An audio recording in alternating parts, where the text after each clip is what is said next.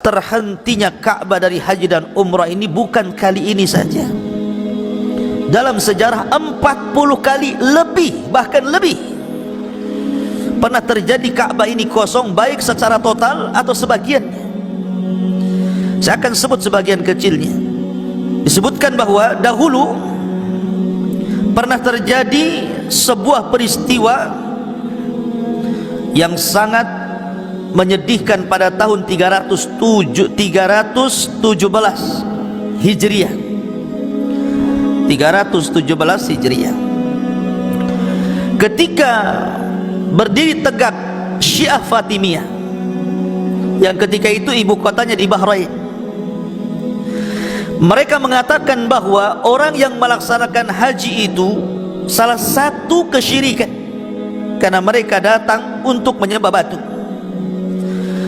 Karena mereka menyangka bahwa ibadah haji adalah ibadah kesyirikan, menyembah Ka'bah, maka pasukan Syiah Qaramitah yang ketika itu dipimpin oleh Abu Tahir datang dengan pasukan besar dari Bahrain menuju Mekah. Akhirnya kemudian mereka membantai jamaah haji yang sedang haji, bahkan korban yang meninggal dibantai oleh pasukan Qaramitah ini sampai 30.000 jemaah haji mati. Bayangkan, ini bukan jumlah yang sedikit. 30.000 dibantai. Bahkan yang berusaha untuk menempel di kiswah Ka'bah pun dibantai. Subhanallah. Mereka tidak dimandikan, mereka tidak dikafankan, mereka tidak disolatkan, bahkan mereka dimasukkan ke sumur Zam-Zam. Bukan itu saja, Qaramitah mengambil Hajar Aswad, dicungkilnya Hajar Aswad itu, kemudian dikeluarkan dari Ka'bah, kemudian dibawa ke Bahrain. Ada yang mengatakan Hajar Aswad itu baru dikembalikan dari Bahrain ke Mekah itu setelah 20 tahun. Itu pun karena ada wabah yang menimpa kerajaan Qaramitah, karena mereka telah mencuri Hajar Aswad, memindahkan dari Ka'bah sampai ke Bahrain. Ini terjadi pada tahun 317. Lah ketika itu tidak ada haji, tidak ada umrah, orang ketakutan.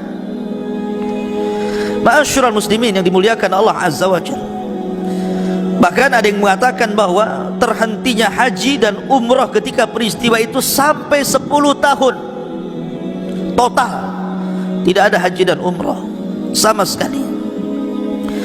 Ma'asyiral muslimin yang dimuliakan Allah Subhanahu wa taala, ini tercatat dalam sejarah.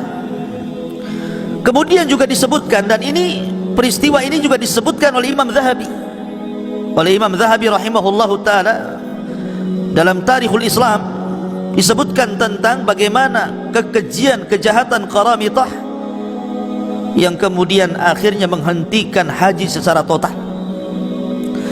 Kemudian yang kedua, ini disebutkan oleh Imam Ibnu Katsir di dalam kitabnya Al-Bidayah wan Nihayah, tepat pada tahun 357. Kalau tadi 317, terulang lagi pada tahun 357, dan itu disebutkan oleh Imam Ibnu Katsir dalam kitabnya Bidayah wan Nihayah.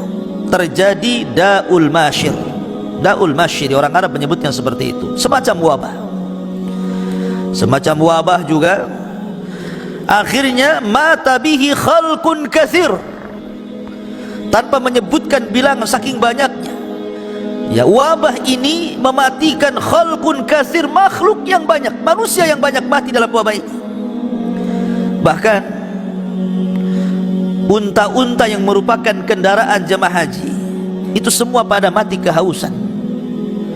Akhirnya banyak jemaah haji yang mati di perjalanan dan tidak sampai kecuali sedikit. Itu pun setelah mereka pulang setelah haji, mereka juga mati. Itu terjadi pada tahun 357. Kemudian pada tahun 983 Miladiyah, mungkin bahasa kitanya Masehi, ada yang mengatakan bahwa lam yahuj ahadun minal Iraq, tidak ada satupun orang Irak yang haji. Artinya sebagian negara terhalang haji. disebabkan al-fitan wal khilafat baina khulafa'i Bani Abbas wa khulafa'i Bani Ubaid, karena ketika itu terjadi perang antara Bani Abbas dan juga Bani Ubaid, sehingga orang-orang Irak mereka tidak haji, terhalang. Kemudian juga pada tahun 1213 Hijriah juga terhalang orang-orang untuk berangkat haji. Ya, kenapa? Fi asna'il hamalatil faransiyati, karena memang ada masalah di daerah Persia. Kemudian juga terulang pada tahun 1344 Hijriah. Ini pun terjadi di Mesir, ada masalah besar, kemudian mereka tidak bisa haji. Kemudian juga pada tahun 1253 orang-orang Baghdad, Irak, mereka terhenti juga tidak bisa haji sampai 10 tahun setelah wafatnya Khalifah Muntasir. Khalifah Mustansir. Kemudian pada tahun 1257 Miladiyah, orang-orang Hijaz, kalau sebut Hijaz itu Mekah dan Madinah, juga tidak haji, ya, disebabkan banyak masalah. Kemudian juga terulang di Mekah itu pada tahun 1814, banyak orang yang meninggal dunia, sekitar 8.000 orang meninggal di Hijaz karena taun, sehingga tidak ada orang yang haji.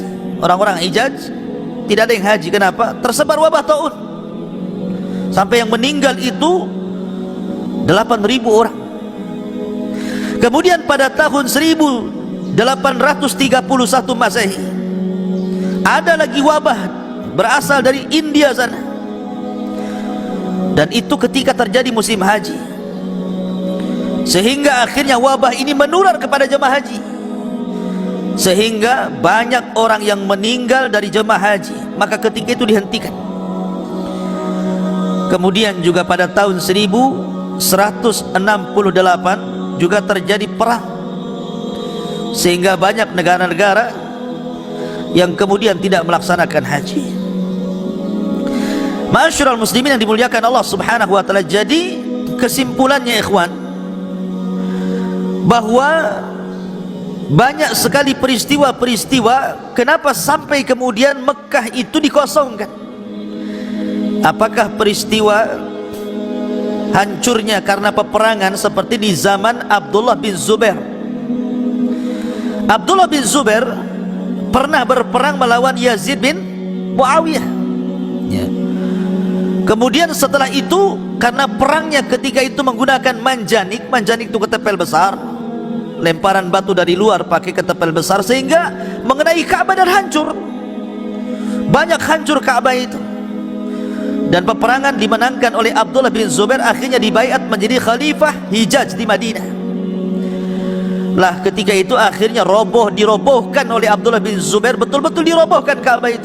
Dan ketika itu tidak ada orang yang haji dan umrah, namanya Ka'bahnya roboh dan dirobohkan. Kemudian dibangun kembali ala qawaid Ibrahim berdasarkan hadis Aisyah radhiyallahu anha. Jadi Abdullah bin Zubair membangun Ka'bah itu sebagaimana qawaid Ibrahim, bukan sebagaimana yang kita lihat hari ini. Kalau hari ini kan Ka'bah itu bangunannya yang dibangun orang Quraisy, separuh dibangun, separuhnya Hijr Ismail. Tapi oleh Abdullah bin Zubair, Hijr Ismail itu dimasukkan ke dalam Ka'bah. Jadi bentuk Ka'bah itu persegi panjang, kalau sekarang kan kotak. Kenapa? Karena ketika itu Abdul Malik ibn Marwan belum sampai hadis Aisyah. Ketika mendengar bahwa Ka'bah itu dirubah oleh Abdullah bin Zubair, marah dia. Maka dia utus Hajjaj ibn Yusuf membawa pasukan, kemudian menyerang Madinah dan Mekah. Maka meninggallah di tangan Hajjaj ibn Yusuf Abdullah bin Zubair. Dirobohkan lagi Ka'bah itu atas perintah Abdul Malik ibn Marwan, dibangun lagi, dikembalikan kepada bangunan yang pernah dibangun orang Quraisy. Dan ketika itu umrah terhalang, ya, karena dibangun lagi, dirobohkan, dibangun lagi, ya. Jadi dalam peristiwa kosongnya sekitar Ka'bah itu tidak ada yang tawaf di situ, bukan hanya kali sekali ini saja, tapi banyak sekali, bahkan ulama mencatat bukan 40 kali, 40 kali lebih. Walaupun yang disepakati 4 kali, memang total tidak ada orang haji dan umroh, kosong total. Dan yang terakhir ini masalah corona hari ini, tetapi lebih daripada itu dikosongkan oleh beberapa negara karena peristiwa-peristiwa macam-macam. Ada karena peristiwa tersebarnya wabah, ada karena mahalnya harga tiket, ada karena peperangan, ada karena politik, macam-macam. Tetapi ketika terjadi kekosongan Ka'bah dari zaman ke zaman itu, tidak ada pun tanda-tanda kiamat. Harusnya kalau memang ini diprediksikan ketika Ka'bah ini kosong, dan pernah Ka'bah ini kosong bukan hanya setahun. Kalau seandainya pemerintah Saudi ini kemudian membuka, mungkin tahun depan lagi, mungkin cuma setahun saja kosong. Tapi pernah terjadi di zaman penyerangan Qaram itu 10 tahun, tidak pun terjadi tanda-tanda kiamat. Ya. Artinya bahwa yang dimaksud di sini adalah, kalau yang dimaksud tanda-tanda kiamat besar, maka Anda terlalu jauh memprediksi. Tapi kalau ini tanda-tanda kiamat kecil, ya namanya tanda-tanda kiamat kecil itu bisa datang, bisa berlalu. Tapi tanda-tanda kiamat besar ini kalau sudah datang tidak bisa dihentikan. Hilang ini muncul itu, hilang itu muncul yang ini, hilang yang ini muncul yang itu, sampai akhirnya Allah kiamatkan dunia ini, sehingga terlampau tergesa-gesa. Karena sebelumnya banyak yang memprediksi akan terjadi kiamat pada tahun 2000 sekian, 2000 sekian, tidak pun terjadi kiamat. Oleh karena itulah maka apa yang terjadi hari ini adalah sebuah peristiwa kuasa Allah Subhanahu wa taala, yang Allah firmankan, wa manursilu bil ayati illa takhwifa.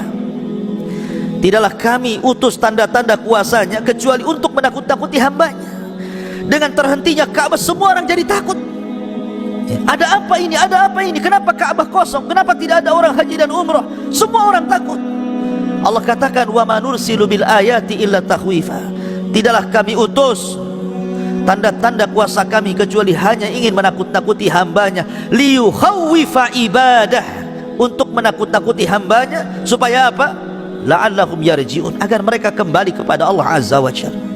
Kalau memang betul prediksi bahwa Ramadan ini, apabila kemudian berterusan Ka'bah kosong sampai bulan Dzulhijjah tidak ada orang haji, kemudian akan terjadi permulaan tanda-tanda kiamat besar, pertanyaannya, kenapa para ulama tidak angkat bicara sampai hari ini? Kenapa para ulama? Mereka hanya berpegang kepada beberapa karya ilmiah yang ditulis oleh hanya 1-2 orang saja, tanpa kemudian melihat para ulama-ulama yang lain. Di Saudi itu berjubel para ulama, karena gudangnya para ulama. Berapa orang yang kemudian memprediksi dan berapa orang yang kemudian menjauhi prediksi itu?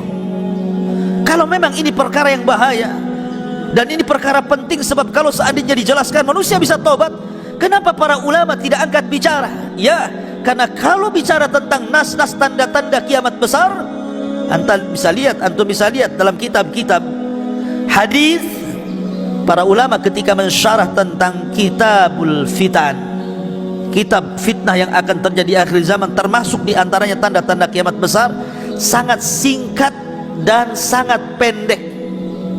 Beda dengan bicara fikih, bab solat, bab puasa, bab haji, bab toharoh, para ulama terbentang lebar, khilaf semua dijelaskan. Bagaimana menurut madhab Maliki, Syafi'i, Hambali, kemudian Hanafi, bagaimana istidlal mereka, bagaimana perang dalil mereka, bagaimana tarjihnya, ulama sebutkan itu dalam kitab-kitab mereka. Tapi ketika mereka lewat pada nas-nas tentang tanda-tanda kiamat besar yang merupakan kitabul fitan, mereka tidak menjelaskan sedetil itu. Mereka hanya memberikan keterangan yang sangat singkat. Kenapa? Karena ini perkara gaib. Perkara gaib ini tidak bisa diprediksi. Semua kembali kepada Allah Subhanahu wa ta'ala. Tolong jangan kemudian mencocok-cocokkan logika, seolah-olah kemudian hadis ini akan terjadi tahun ini, hadis ini akan terjadi tahun itu. kehancuran ini akan terjadi tahun ini. Ini perkara gaib. Wa ma ya'lamu ilmuha illallah. Tidak ada yang tahu pengetahuan tentang gaib kecuali Allah subhanahu wa ta'ala.